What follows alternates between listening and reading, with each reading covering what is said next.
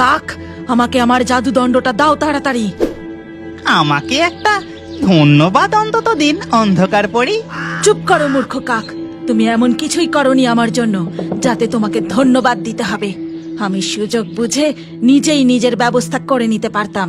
এবার চলো এখান থেকে। তারপর তারা এগিয়ে গিয়ে দেখে নীলপরি একটি বাটিতে ঔষধি তৈরি করছে। এ কি অন্ধকার পরি, তুমি মুক্ত হলে কি করে? আর বায়স, তুমি পরিরাজ্যে প্রবেশ করলে কি করে? ও, বুঝতে পেরেছি। তার মানে বায়স, তুমি ম্যাকাও পাখির রূপ ধারণ করে আমাদের ঠকালে।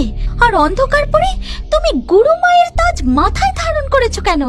কারণ গুরুমায়ের পর এই তাজ আমারই প্রাপ্য। তোমার স্পর্ধা দেখে আমি অবাক হয়ে যাচ্ছি। এই নীলপরি, তুই বড্ড কথা বলছিস।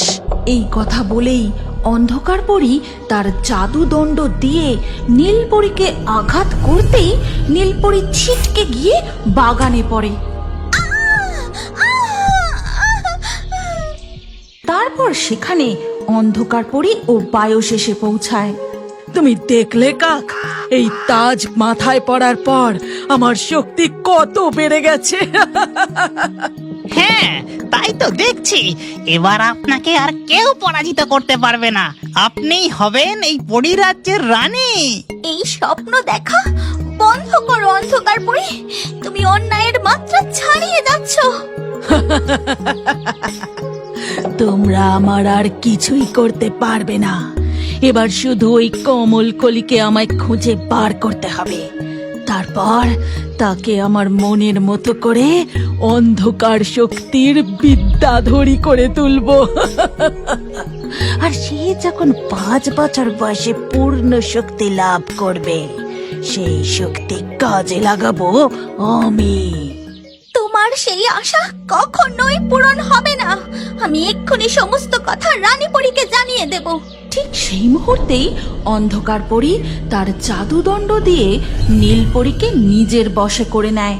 তারপর, প্রণাম অন্ধকার পরী, বলুন আমাকে কি করতে হবে? কাক, ওর হাতের জাদুদণ্ডটা নিয়ে নাও।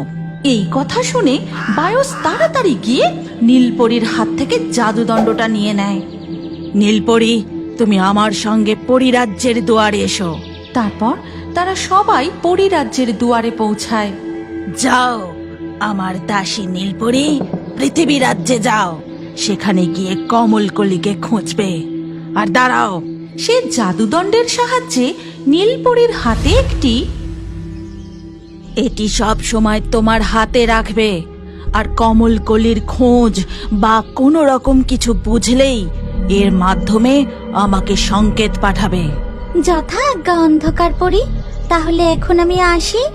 অন্ধকার পরি, আমি বরং নীলপরির পিছু পিছু যাই, দেখি ও সব কাজ ঠিকঠাক করছে কিনা।